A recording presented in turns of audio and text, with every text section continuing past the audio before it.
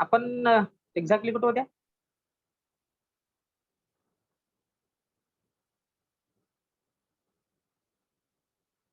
हा, I think हा, agricultural बिलचं होतं ना, voice voting. So now the unique style of getting the bill passed through Rajya Sabha was followed, and it was declared by the speaker that the law is passed because he found that there was more loud in support of the passing of law than the voice in opposition of that law, and that is how the law got passed, and it became the active law. Now see, the due process of law, what it indicates, it indicates that every piece of statute or every piece of legislation is not a law unless it is through the procedure which is just, fair and reasonable.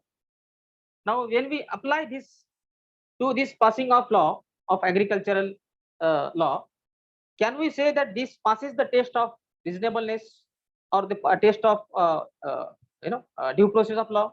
The answer should be no, because when the opposition is there in picture and when it is demanding that let there be regular process of following passing the bill, and that was not acceded to, uniquely, unprecedentedly this new style was resorted to pass the law.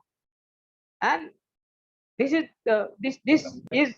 example of recent times, that as to how the due process of law can be employed to challenge the validity of such a law which is not passed through the procedure which is fair, just and reasonable, because such a procedure cannot be said to be just, fair and reasonable.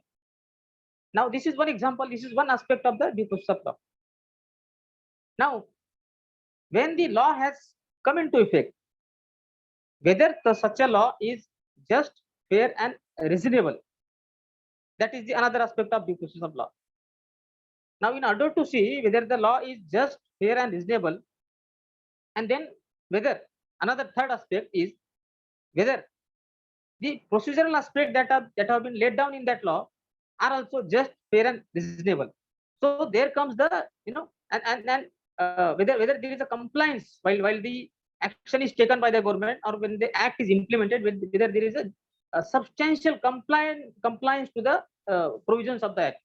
Now to understand this, we would like to take example of a trial, a simple trial that takes place in the court. Now we have a CRPC, and in CRPC, as per the CRPC, as per the basically Constitution of India, every person is entitled to a trial, fair trial. Okay, and nobody can be punished without a fair trial. Nobody can be punished without a guilt being proved beyond reasonable doubt. So for that we have a CRPC, and CRPC lays down the procedure.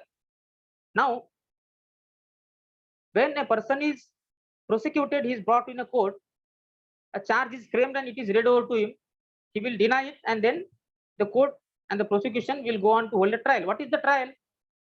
Now trial is, giving him opportunity of defense, that is cross examination of the witnesses, etc., and argument in support of his argument. Whatever comes against him has to be explained to him so that he can give explanation, etc. So these are all substantial provisions. But suppose these procedural aspects or the procedural things have not been substantially complied with, what would be the effect? That would be again unfair trial and not the compliance of the statutory provision. So there has to be not only the fair procedure, or not only that the procedure has to be fair, just and reasonable, but there has to be compliance of such a procedure in fairness and justness and reasonableness. So these are the outcomes of the Article 14 read into Article 19 read into Article 14, and then it becoming the part of Article 21. So the idea of testing something on the ground of reasonableness is starting in Article 19, then getting to Article 14, and then becoming part of Article 21, and that is how this triangle is complete. And when this triangle is there, now you have several grounds available to you when you want to question validity of any law. When a client comes to you and you are in process of making out a draft, making out a challenge, a ground. So first you have to see whether this law is passed through the procedure which is just fair and reasonable. That means you can here question the even procedure that was applied while passing the law, number one. Number two, whether the provisions of the statutes are also just, fair and reasonable. And for that, of course, you need to see the standards of the country in which such a law is made, and that I will explain as to why it is necessary. And the rights are actually evolved in the country where the law is made.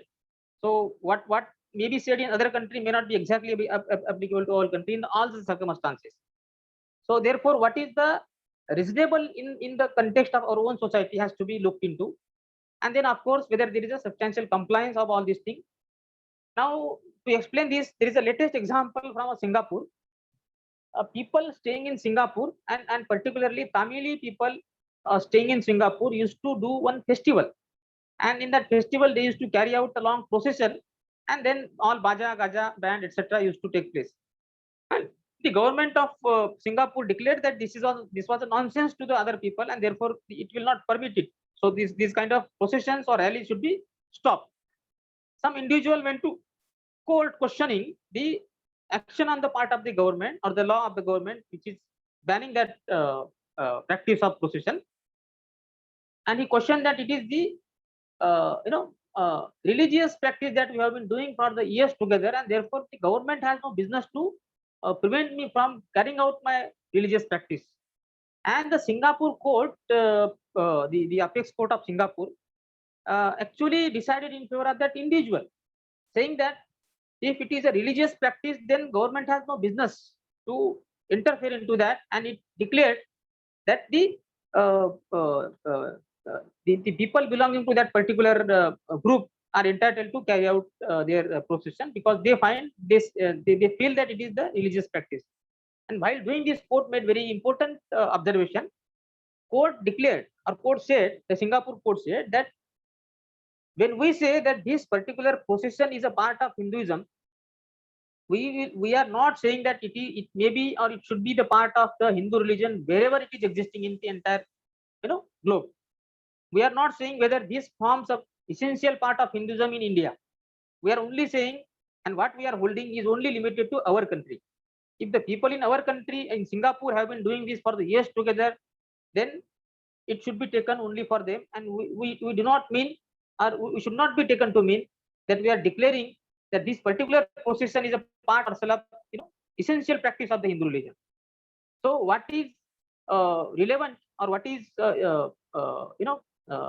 what can be the exact position of particular practice or particular position has to be tested in the context of their own country.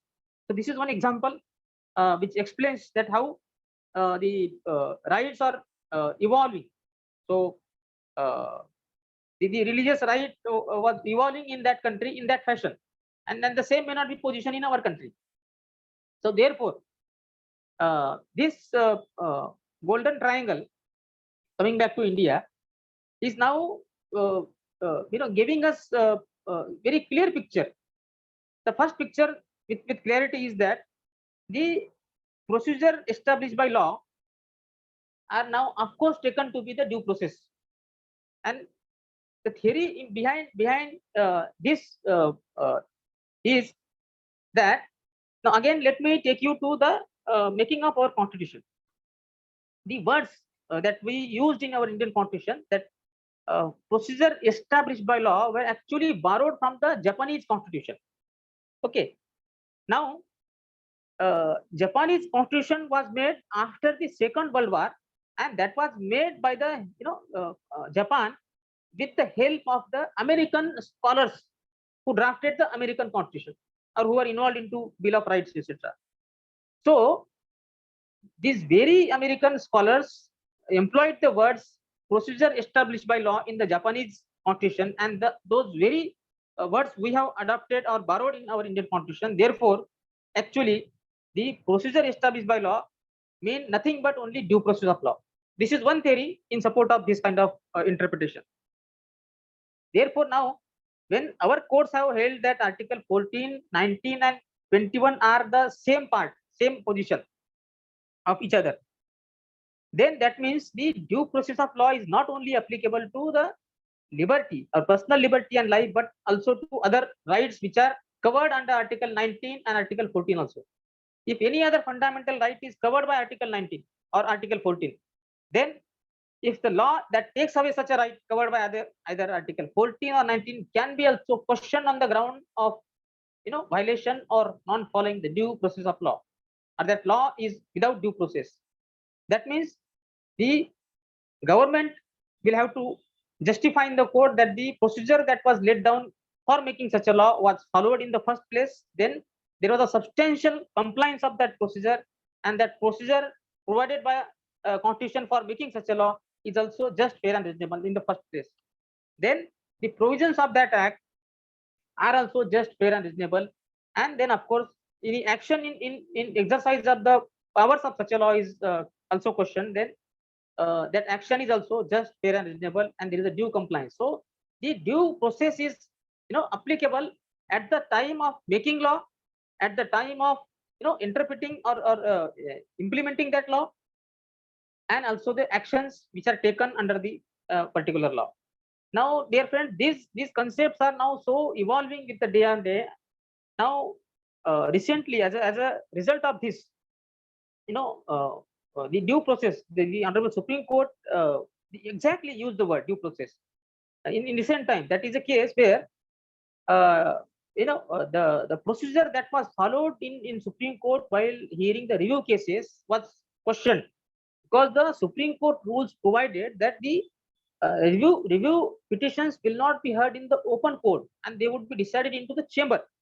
And this was the provision of the Supreme Court rules itself. So the people challenged this on the ground that at least in the cases where somebody is sentenced to death and the petition or the appeal against the sentence to death has been decided negatively, and the person is filing a review petition, at least such a person should be given open hearing in the open court. And for that, the Supreme Court rules which prohibit such open hearing in review are to be declared as unconstitutional. Then Justice Rohinton Nariman, he said that the non-hearing or the absence of the open hearing in the open court is actually arbitrariness, and when particularly when somebody stands to death is entitled to be heard. And he read the concept of arbitrariness, the manifest arbitrariness, and he said Article 21 when it is read together with Article 14, where article where it is well clear that arbitrariness is antithesis to equality. When such arbitrariness is there and it is manifest that somebody sentenced to death and is not heard also, and that manifest arbitrariness can be a ground to set aside the law. And Rohinton Nariman allowed the petitions, and then thereafter in Supreme Court now the practice has started that in all such review petitions in death sentence cases are to be heard in the open court, whereas in other all cases the review petitions are heard even today also in the chambers, not in the open court like we do in the high court or the tribunal or any other court in our country. So see, this due process of law is evolving new concepts and theories and rights. Now recently, even in the case of Shahara Bano, when triple talaq was the law that made triple talaq provision or permitted triple talaq provision was challenged. Again, this doctrine of due process was resorted to by the Supreme Court while allowing the case and declaring that the law which permits such kind of triple talaq is unconstitutional. Okay, there also the concept of arbitrariness was read into Article 21, Article 14, and all these things. Now thereafter, even in an important case of Puttu Swami, that is right of privacy. The right of privacy is not expressly read into any of the articles of Constitution of India. You will not find direct word like privacy, right to privacy, and where from this right to privacy came. Similarly, there was a case in American Constitution, and there uh, uh, action was the one action of the government was challenged. The government made a law permitting the police to intrude into the privacy and your home and to find out the contraceptives. The search for the contraceptives was taken very serious matter of intrusion into privacy, and this was challenged in the American Constitution and American Supreme Court, and American Supreme Court upheld such a right of privacy, that such kind of search for the contraceptives is actually intrusion into the right of privacy. Then the government and of course the critics or in support of the government said that this kind of interpretation is actually wrong, because even the American Constitution do not speak of the privacy. Then the Justice Douglas, who wrote that judgment, said that see, the Bill of Rights, by the Fifth Amendment of American Constitution, the Bill of Rights was added, that is recognition of fundamental rights. Then the Bill of Rights is protecting the individuals into all aspects, their property, life, and liberty. And when this Bill of Rights is protecting the individuals, then in that very Bill of Rights, you will find the rights, including the right like privacy, in the periphery or the penumbra of periphery of the Bill of Rights. Similarly, in our Indian Constitution, this very with application of this very due process, the Supreme Court has declared that right to privacy is very fundamental part of Article 21, liberty, life, and equality, etc. And that is how in Puttaswamy case we see that now it has been held, and as a result of that, subsequently we see that even adultery, the adultery or even 377 have been declared unconstitutional, because they are intrusion into the privacy of the citizens.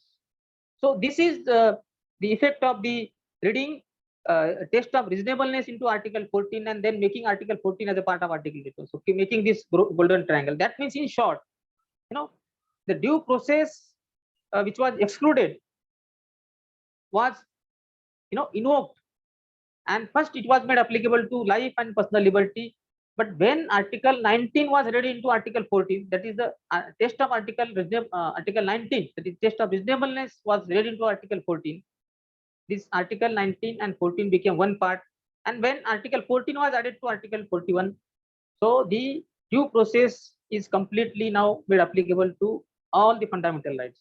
And there are so many such cases which find today that the laws are challenged on various grounds, and then court is having fundamental duty, duty to examine the validity or the virus of such acts, and while doing so, it has to apply the principle of this golden triangle.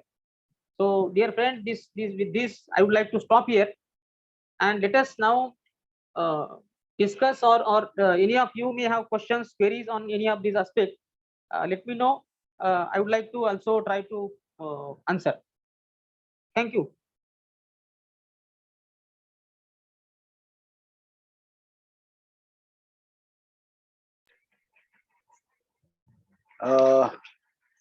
Panchalji, this penumbra peripheral term you used.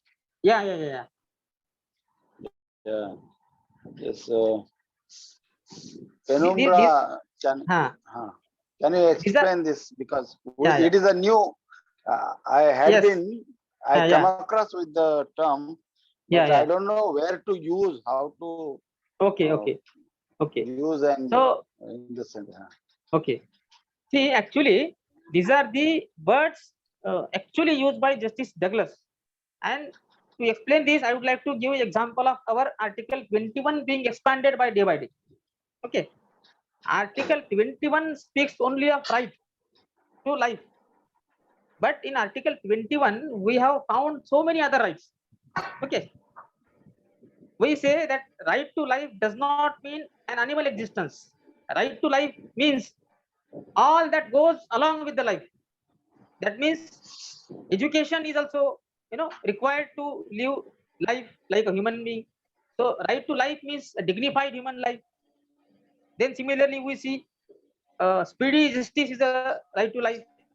Speedy trial, fair trial is a right to life. Clean water is a right to life.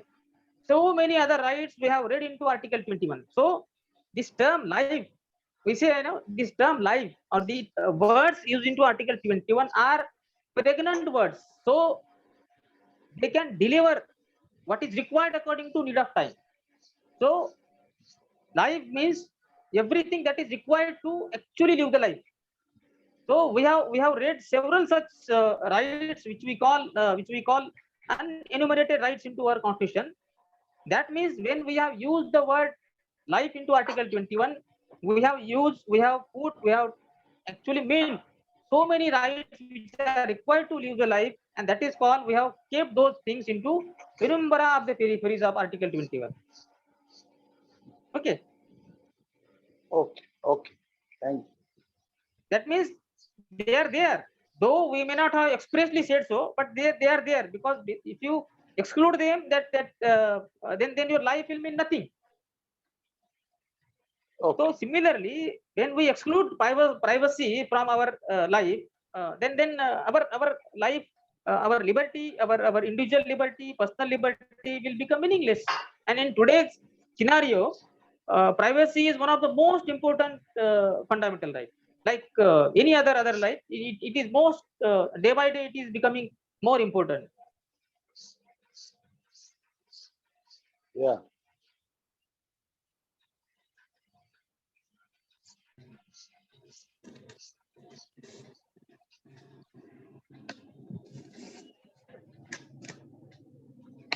Okay, anybody else has any view or any question?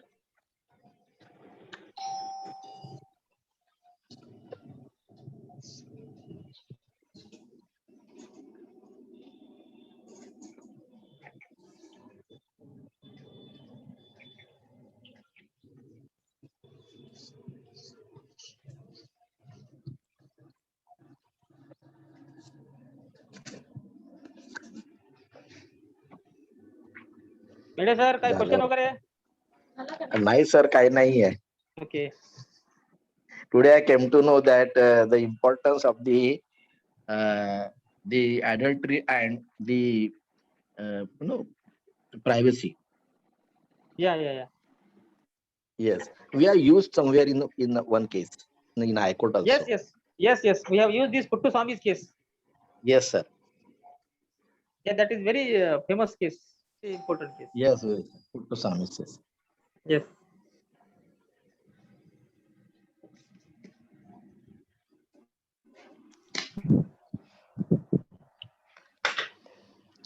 Meeting चला. हाँ.